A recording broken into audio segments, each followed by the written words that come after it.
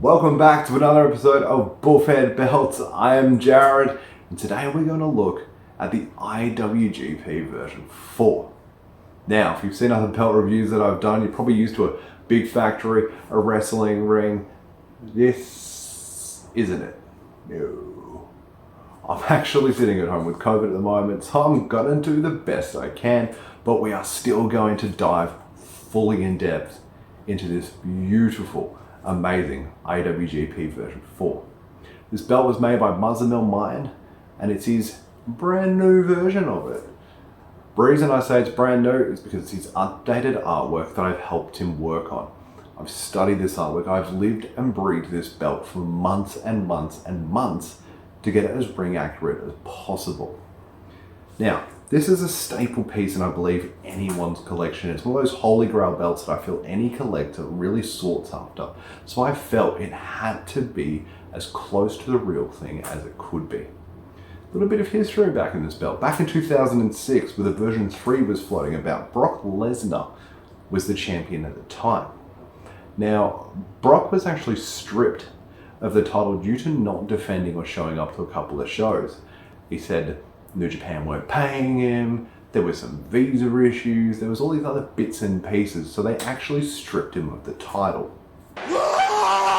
Now, Antonio Inoki, one of the founding members of New Japan, left the company and started his own company, IGF, where they later recognized Brock as the IWGP champion, because Brock still had the belt. So they recognized him as his champion. New Japan went on, sorted out their own champion, kept going and going and going, doing as they do.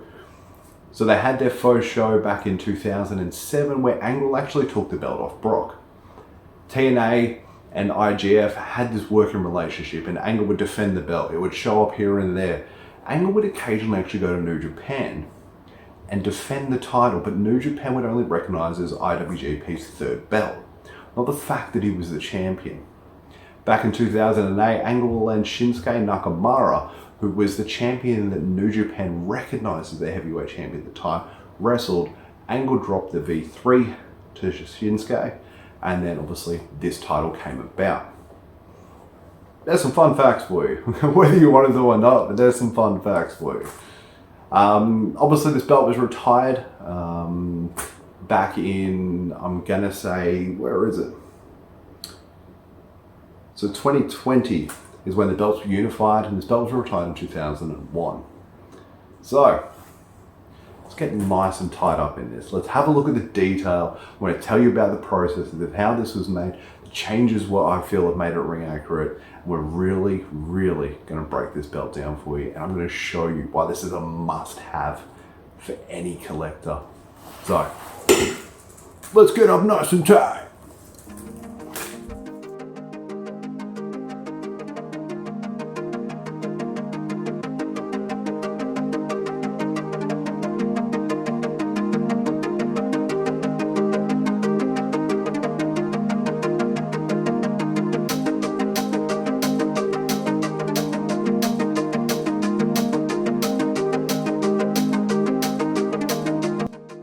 So here we go, up close and personal with Muzzle Mind's brand new IWGP version 4. Now, as I mentioned, I helped him out with this artwork, so we have made it as close as possible. So first things first, we're looking at these side plates where they hold all the nameplates of previous champions. So as we can see, they've got the IWGP symbol at the bottom, the stacked world up on top, and all the names of previous champions. Now, as you can see, the lettering is absolutely flawless. The dates, the paintwork is amazing. So the way he did this was actually CNC'd. So his belt is etched, but with CNC components in it. This is how he can get the really sharp, defined detail in these lettering to make it as clean as what it is. So the IWGP symbols at the bottom, the world's on top, just as well as the King of Sports New Japan Wrestling logo at the top of the main plate is also CNC'd. So this is a dual etched as well as CNC title. Look at the start of the main plate. Now these stone setters right here are a massive, massive thing that we look at when trying to see if any replica or boot-made version of the belt is actually any good. If the stone setters themselves, as you can see, have got that swirl pattern through it, a lot of them don't. But this one obviously does. This main plate is stacked 5 layers, a huge 4mm per layer. So we've got the back plate, the top, secondary, top on that, and obviously the IWGP symbol lettering themselves is also stacked as well, making this belt 5 layers, heavy as anything. No need to be hitting the gym. Just carry this thing around for a while. Now, Muzzle Mill Mind's old artwork, actually, the stones here, there are 3, as we can see down the side here. His old artwork actually had 4, and a lot of makers these days, for whatever reason, have 4. The original only has 3. So, we have 3. Another massive, massive point when looking to see if we actually have a ring accurate title is this little section here. For whatever reason, when makers make it, this bit here is one with this. This is meant to be a separate layer to this little back swirl here. It is a huge, huge component to make sure that this belt is as ring accurate as possible. That is something I had to work with Muzzle Mill on. So as we can see here, the stone banner at the top, these light bounces off those amazingly. And obviously the stone banner on the bottom. On Muzzle Mill's old artwork, the banner actually didn't connect from edge to edge. It stopped around this stone here and didn't have the continuation section either side. Again, not making it ring accurate. It was the same on the top as well. The beautiful stacking on the IWGP.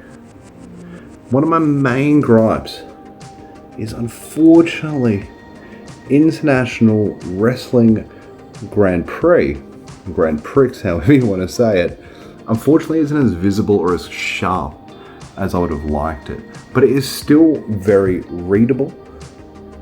If this wants to see it, for those that obviously know what it says, you can obviously make it out. But it's not as sharp as what I need it to be, but it doesn't take away from the actual belt itself. This thing is amazing! Obviously, to the next side plate, same thing. CNC nameplates going down the side, making this thing sharp as anything. IWGP, a stacked little logo at the base, stacked word on the top with the stone setters being stacked as well. The grommets in between each plate, obviously their own section. I believe those were CNC'd out as well. Obviously the final plate as well. The detail on these is amazing. If you don't have one of these belts, you need to get it. So as I mentioned, this is also CNC'd as well.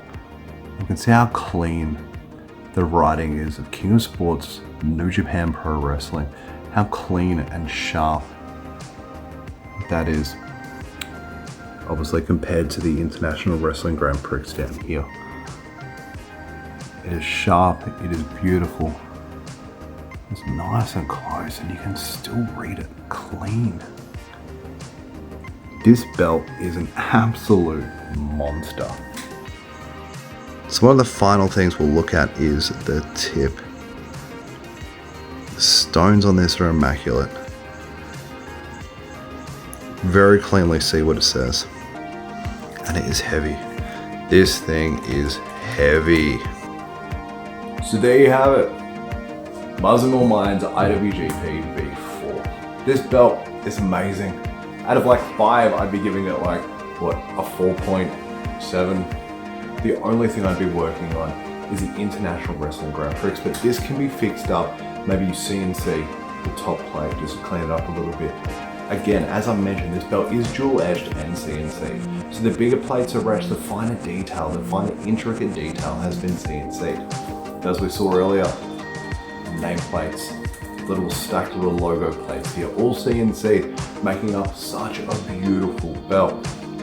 So, if you like this video, please like and subscribe to the channel. I've got a lot more reviews coming, and if you want to order this belt, hit me up. Might have a special promo code for you to get a little discount. Again, this has been Bullfed Belts. I've been Jared. This has been Muzzmill Minds IWGP V4 with my brand new artwork. We'll see you guys next time.